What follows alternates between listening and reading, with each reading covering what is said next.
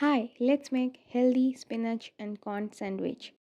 So, in a pan, add 1 teaspoon oil and saute the onions and garlics for 1 to 2 minutes. Then add in the boiled corn and spinach and cook it for 3 to 4 minutes.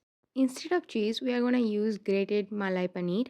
Next, toast the bread in ghee or butter from both sides. So, if you make this recipe, do let me know you like it or not. See you in the next episode. Bye.